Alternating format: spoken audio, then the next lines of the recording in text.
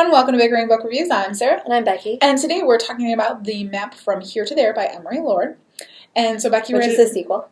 Which is a sequel from The Start of Me and You. Yes. How did I miss this? Like I don't understand how you missed it. I don't know how I missed it, because I love the first book. Like, how did I miss this? It's the same characters. I kind of wish I had read the first book immediately before I read the sequel. But, like, I'm sorry, maybe, how many years ago did I read the first book? I read it a long time ago. Because it could be like 600 books ago. It's possible it's 500 or 600 books ago, yes. Which, it happens. I have a review in here somewhere on the first book.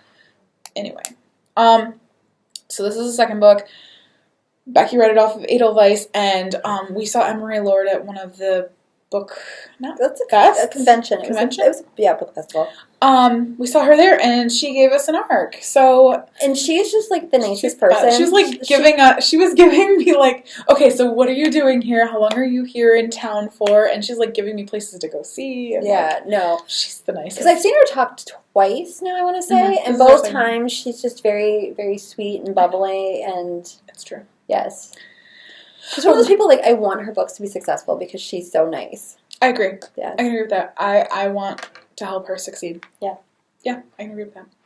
Okay, so this book is about Paige, who, had that big romance happen before the summer of senior year kicked off, and summer of senior year kicks off, and her new boyfriend has plans for the summer, and she does too. So she goes to NYU for a screenwriting. That's what I was going to say, screenwriting, but she took classes and a whole bunch of other stuff. Yeah, it was like a drama.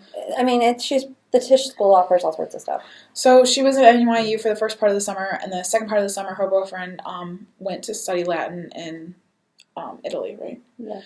And so she's working at the local movie theater because she wants to be a screenwriter, and she's actually told her parents that she wants to go to college for screenwriting, and that's what she wants to be her profession.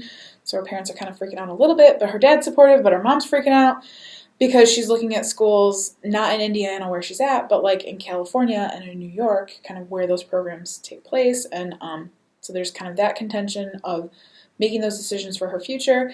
And then she's hanging out with Hunter at the cinema, and they've got a great friendship, but he's still hung up on somebody else. So like they're friends, and then the boyfriend returns, and there's just kind of a lot of pressure for them to be together and for them to have a future. And when you're already making big decisions about what you're doing for your future, is like what your career is going to be and where you're going to live and how your friends are going to still show up in your life, it's a lot of pressure, and it becomes very overwhelming for Paige. And so it's kind of navigating the relationship after you get the happy rom-com ending, like what happens afterwards. Well, and that's one of the things I liked about this book was like, because I'm one of those people, like I finish the story and like, oh, they're happily ever after, and then I'm like, what happens next? Like, what happens next? Because I think I feel like it's very adult in the way that they kind of navigate it, in that like there is this push and pull of like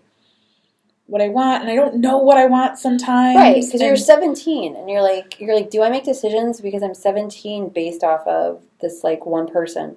Which I always said that was my thing with Twilight, was she was 17 and made this huge decision for somebody she knew for a year. Well, but I also think that like even if you're not 17 and you're older, like at any point, like am I making these decisions because of somebody else, or am I making them for me, or like why am I acting outrageous like I am, and like what is driving that? And I think kind of navigating, knowing your own kind of where your mental space is, like no, that's true. That I think is relevant no matter what. But I also really liked in this book that endings or decisions, it wasn't one or another, it wasn't black and white, that just because her parents got divorced, now they're kind of dating each other again. Like it isn't like you're divorced and that's it and there's no going back. It isn't like you choose USC in California and that's it, and you can't transfer and you can't pick a different profession. You know what I mean? Like there's room to grow, to change, to have room to love other things. Well, and that's something I talk about. I liked a lot of aspects of this book. I liked the idea of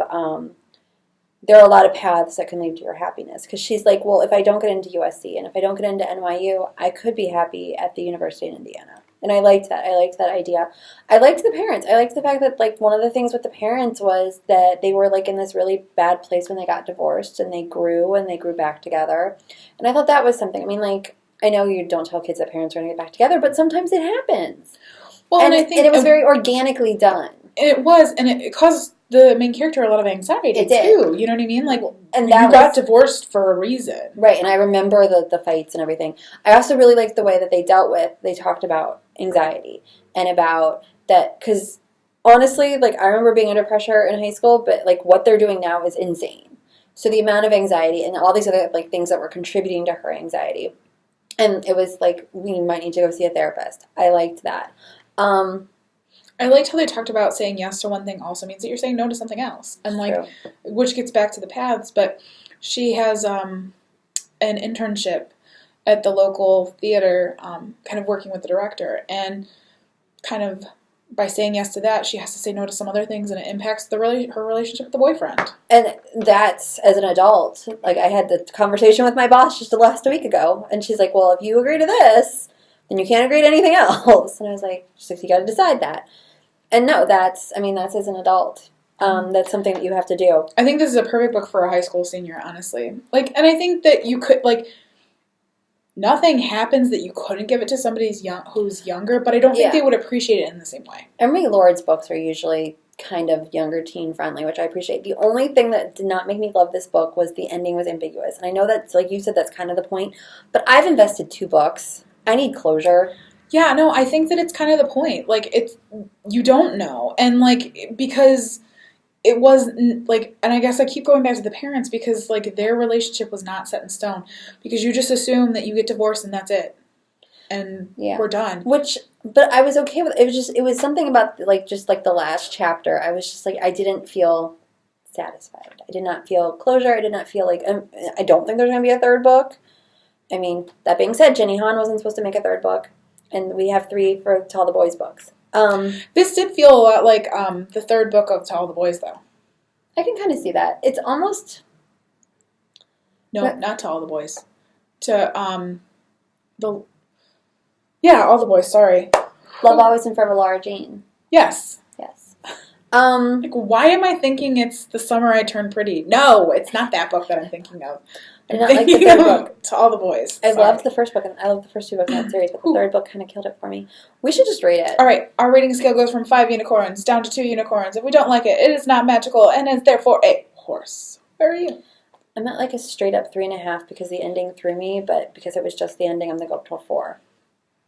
I'm at a 4, and I'm like at a solid 4 because I think she gives us characters that, like, I think are real, and I think they're experiencing things in ways that everybody really kind of does, and it reaches out to so many different kinds of readers, and I think that the ending was ambiguous in the way that kind of stays true to what this book was trying to accomplish. So, and you know, the other thing I kind of like about this book is that there is realistic drama, because a lot of, like, really, like, drama books, the average kid is not going to deal with a drug addict parent but these are things like they are dealing with. Like, I have to decide, am I going to college? Am I even going to go? What my future is. Yeah.